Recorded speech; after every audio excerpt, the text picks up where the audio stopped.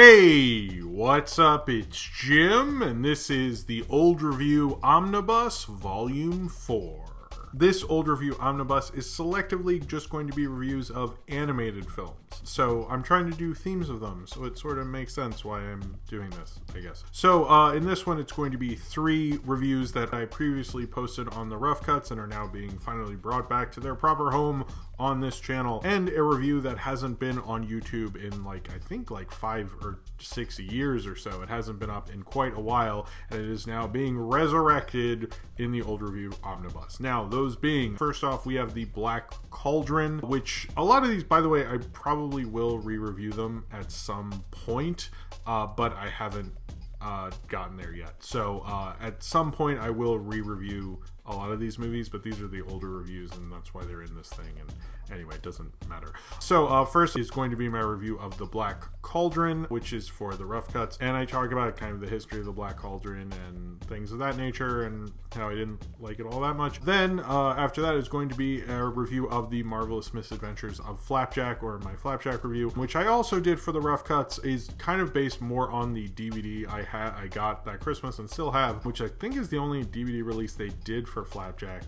but it's more just those episodes specifically and sort of the whole show and how that show ended up influencing what would happen with Adventure Time and regular show. Obviously those is very early into those shows' runs as what would turn out to be their runs has been since then, but so just to give it some time specificity on that. The third review is the review that hasn't been on YouTube in quite a while. It is for Fantastic Mr. Fox. It is a review I made in 2009. There's no music on this one. This is one of my very early reviews before I would put any music on them, and it also has the pictures all over the place. I make a pretty big claim about Fantastic Mr. Fox, which I don't know if I can back up, because what I say about it, I haven't watched either of those movies in a while. But I would like to re-review Fantastic Mr. I would like to re-review all this stuff on here, this one especially. Anyway, I said that in the last one. And then finally it would end with Mr. Bug Goes to Town, which is the famous and probably best Fleischer Brothers movie. Obviously they have better shorts, but I'm saying feature-wise. And that was also from the Rough Cuts. So anyway, I hope you enjoy the Old Review Omnibus and these 4 reviews that have never been on this channel before,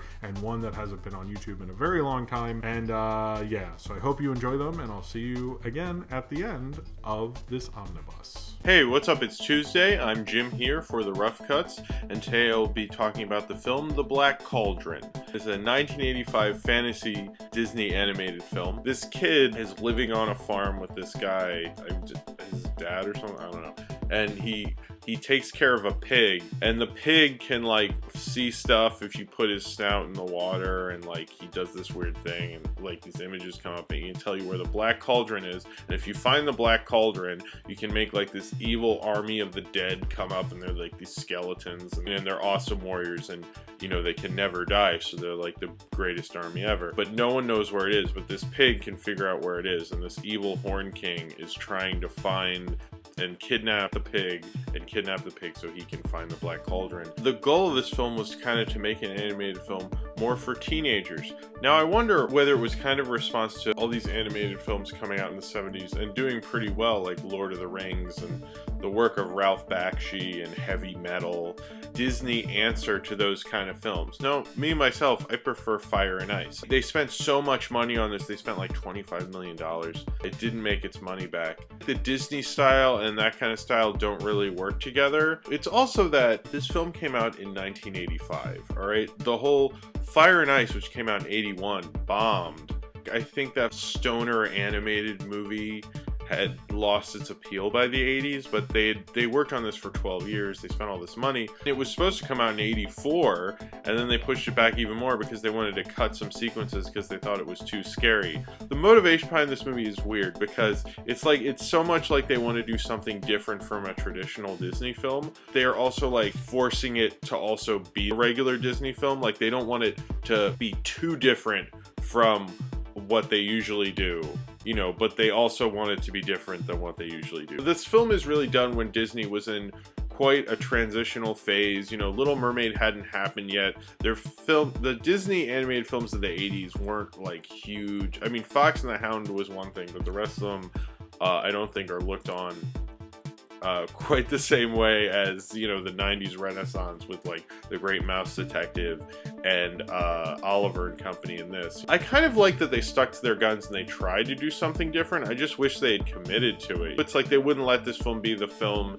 it needed to be. It like they held it back. It feels a little restrained. Apparently they're like the mist when the army eventually does come out, like that would have killed that would have eaten away at somebody and they had someone like getting decapitated.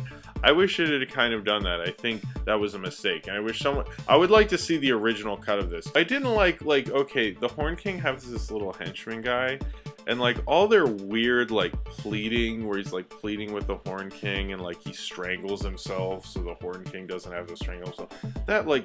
That was really creepy, and it like made me think the filmmakers were kind of sadistic. I can't see someone getting like eaten away by mist, and the animation I'm sure was awesome. I'm just assuming, because I can't see it, that this was the most incredible animated sequence ever, and getting my hopes that high is entirely reasonable. Then I look at like the stupid henchman of the Horn King, and I'm like, so I have to see that? Like, I don't want to. They should have cut that. That's what they should have cut. They'd leave that in, but I get the you know, the awesome violence we get to cut out. Yeah, no, that's a great idea, Disney.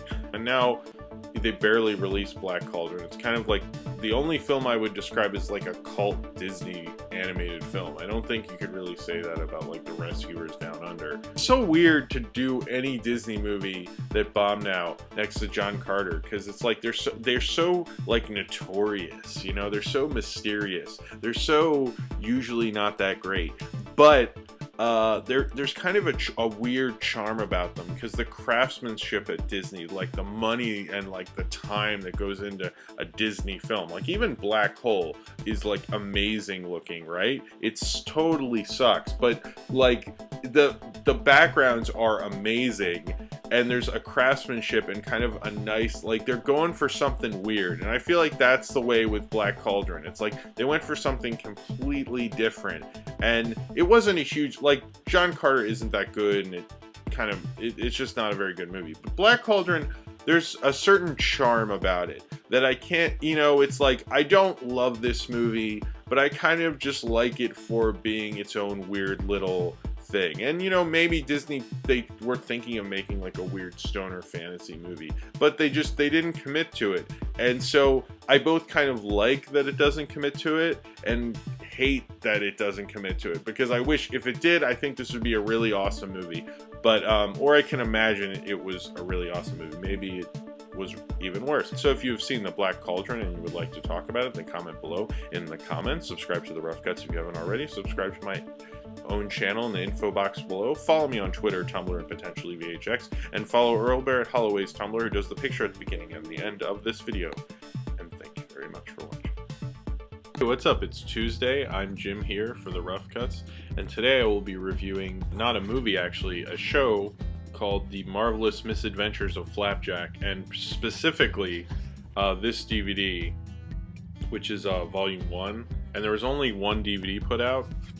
There are actually 46 episodes made, but I'm really only reviewing this DVD, which is the first 5 episodes, and it's also one of the things my parents got me for Christmas. It's kind of influential now, recently with Adventure Time and Regular Show, and I think other surreal shows like Problem Solvers and Super Mountain Fort Awesome. This kind of surreal, bizarre, kind of almost like stoner humor, but for kids. And I noticed kind of this seemed to start with Cartoon Network with Flapjack. J.G. Quintel was the creative director on Flapjack, but then he went on and created Regular Show, and then Steve Little and Pemberton Ward worked on this, and now they have Adventure Time.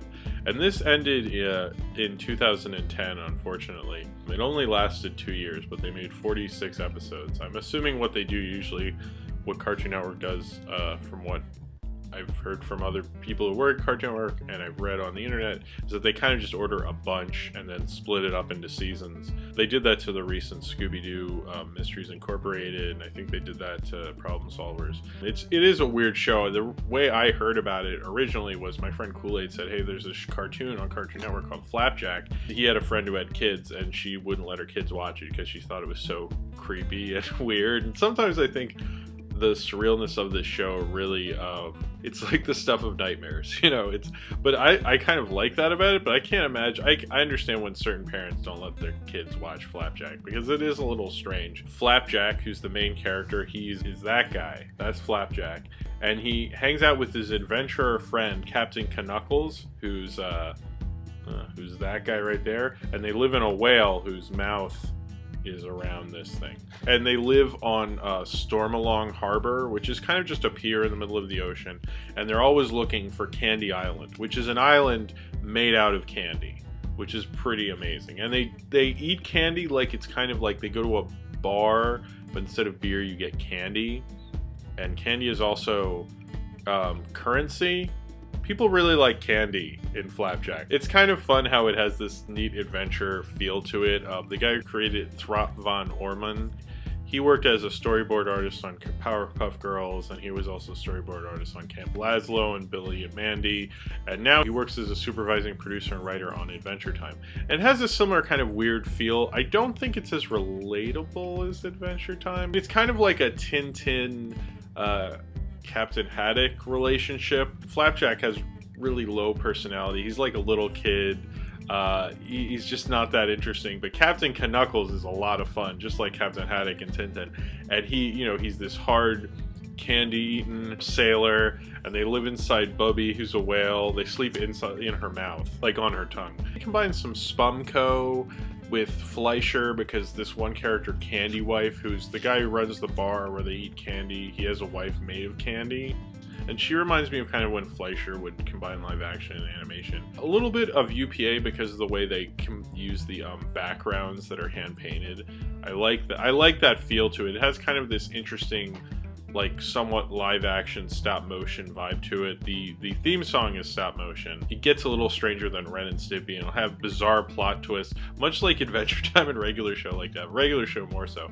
I like how dark and kind of scummy and grummy it looks. You know, I like that vibe to it, which isn't very, you know, kid friendly. I think this isn't a very kid friendly kids cartoon show, even though I guess it was on Cartoon Network, and they're kind of, I mean, if you look at this, it looks like a Wii game, man. It's all white. They market this to kids, but the voice of Captain Knuckles is Brian Doyle Murray, who is Bill Murray's brother. He's really great as Captain Knuckles. He's done other voices like the Good Family Mike Judge show that didn't last long. I mean, he did J. Jonah Jameson in the 90s Spider-Man as well, but this might be my favorite character he's ever done. I like the idea of this haggard old sailor who hangs out with his young boy in a whale's mouth. You know, that's just like, it's kind of like a fun kid's story. It feels like the impossible. It feels silly. I recommend this. It's just the first 5 episodes. My favorite episode on this set here was actually the one, because they have 2 cartoons per episode. And in this one, it's Kid Nichols / The Sweet Life. It's a fun show. I always like cartoons, obviously, if you didn't know that about me already. Got canceled. They're not going to do a volume 2. They're not going to release any more DVDs. They're not even going to do the video game I think they were going to do. I actually think the show improved later. This is just a taste of kind of the beginning of it, but I still think they're really good episodes. I wish they just put out DVDs. I would honestly like to own the 3rd season. I thought the last season was really good, especially the last episode. Alright, so if you have seen The Marvelous Misadventures of Flapjack and you would like to talk about it, comment below in the comments. Subscribe to The Rough Cuts if you haven't already. Subscribe to my main channel, which is in the description below. Follow me on Twitter, Tumblr, and potentially VHX. And follow Earl Barrett Holloway's Tumblr, who does the picture at the beginning and the end of this video. What do you think of Flapjack? Hey, what's up? It's Jim, and I just saw the new film, The Fantastic Mr. Fox, which is the new animated film directed by Wes Anderson. One of the things I really like about it is, I like the animation style. I know there have been complaints about that. It's kind of going for more of a retro feel, kind of like older stop motion. I felt like the style reflected older Aardman. I don't know, I don't think Aardman was involved, but it definitely reminded me of Aardman, especially the designs of the farmers. Wes Anderson's style works very well with this film. You know, all his titles and all that stuff work well with the film. It doesn't I really felt like they complement each other, the animation style and Wes Anderson's directing style. I mean, it feels like a film that Wes Anderson directed, like The Royal Tenenbaums or Rushmore or something. It feels like that kind of a film. So I'm glad that he didn't just, you know, I mean, a lot of live-action directors have gone to do animated films, and it just looks like, you know, a different kind of director, a different feel. But with this, I could tell it's an animated film directed by Wes Anderson. I think that was a great and cool thing that he did. George Clooney was really good as Mr. Fox. Jason Schwartzman was good. Bill Murray, Bill Murray wasn't in it that much. Meryl Streep. All the voice acting was spot on. Michael Gabon, Dumbledore, he played one of the farmers, and I think he did a good job. He was cool. Jarvis Cocker had a song, he was good. Oh, Willem Dafoe, also really good as the rat. I like the score as well, and I like the sound design. There's not a lot of times I see animated films that aren't Pixar, and it's just like, oh, you recorded voices, and there's no like sense of the room and sense of space. But this film actually did that. So, you know, I love the design, I love the lighting. I really think this is a good film, and it's really something you should go check out. And if you are stuck wherever you are on Thanksgiving and the whole family is going to see a kids movie, get them to see this, because I think everyone will like it, and you're like, oh good, I have to see like Planet 51 or The Blind Side or something. This is a really cool film, and I have to say, I kind of got sick of Wes Anderson during the Life Aquatic, Darjeeling Limited. I liked Darjeeling Limited was alright. I mean, it was better. Life Aquatic was you know, but this is great. This is better than those two. I would put it with his first three, which I thought were like, that was awesome, you know, from Bottle Rocket Rushmore and then Royal Tenenbaums. This kind of reminds me more of the Royal Tenenbaums, and I'm just going to play Superman Returns and pretend like those other two movies didn't happen. And because this actually, you could actually do that, because the style of Fantastic Mr. Fox and Royal Tenenbaums kind of very similar. So if you like Royal Tenenbaums, I would definitely say see this film. You know, I like how all the hairs move. I mean, I know the way they used the hairs of the foxes and stuff was the way they used to do it in older stop motion. I really like that. I like this kind of stop motion, and I don't give a fuck. This is better than Coraline. Coraline's story sucked, and you know, the animation was cool. I mean, Henry Selick's great, but I think I like this. This is way better. Sorry, it is. It's a tighter film. Alright, so if you've seen this film, then comment below in the comments down there and tell me what you thought and all that stuff. And subscribe if you would like to. Hey, what's up, Rough Cuts? It's Jim. Today is Tuesday, and today's film is Mr. Bug Goes to Town. This was made by the Fleischer Animation Studio. It was directed by Dave Fleischer, produced by Max Fleischer. They, of course, did Popeye, Betty Boop, tons of cartoons through the 20s and 30s. The Fleischer Studio was the only studio really rivaling Disney at the time. They were a little edgier. This is their second feature film after Gulliver's Travels. They made Gulliver's Travels, and that was a hit. That came out in '39. They were basically pushed into the feature game because of Walt Disney. When Snow White came out, Paramount really wanted them to make a feature, and they made Gulliver's Travels. And this is their second feature, Mr. Bug Goes to Town. This is about a bunch of bugs, and they live in this kind of vacant lot in New York City, I assume, or it could be any city. Doesn't matter what city it is. Their big leader, Hoppity, is coming back to where they live in kind of like this open lot. And it's been run by Mr. Beetle for all this time, and he's been living in the highlands while everybody else lives in the lowlands. And they're always having problems with the humans, like flicking a lit match into where they live, or a lit cigar. This film is about them trying to find a new place to live that will be safe and secure. Hoppity has a love interest. Her name is Honeybee. Mr. Beetle is, of course, he really wants to marry Honey and take over the town. It was released in 1941. It was supposed to come out earlier, but Dumbo came out in October. So they're like, well, we can't release Mr. Bug in November, let's release it in December. And unfortunately, in December of 1941 for Mr. Bug, Pearl Harbor happened 2 days after it got released, and basically nobody saw it because I guess they all, went to war and stuff. This film's box office failure, as well as the failure of Fantasia and Pinocchio, made a lot of studios kind of look at animated features in a different light and really think, well, maybe we shouldn't invest so much money. They seem like kind of a gamble. Ruin the Fleischer Brothers studio. They had signed a deal with Paramount, which wasn't a very good deal, and there's so much infighting between the two. I'm not exactly sure all of that and why there was infighting, but because of that infighting and because Paramount are basically dicks, I guess, they made them sign letters of resignation just in case that the studio could use at any time. And after Mr. Bug I mean, they moved the whole studio from New York to Miami in this fresh, air-conditioned, amazing studio where they animated Mr. Bug, and they made the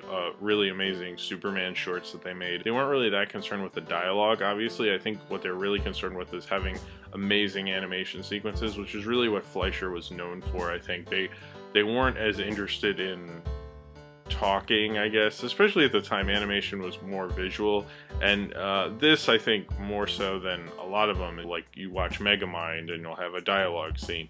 It's like Mr. Bug won't do that. They want to have an amazing scene where everyone gets washed away by the water, or, I mean, the end sequence. I always like the animation in those Fleischer Supermans, and I like the Fleischer cartoons a lot. When you see A Bug's Life, there's a definite influence from Mr. Bug Goes to Town on A Bug's Life.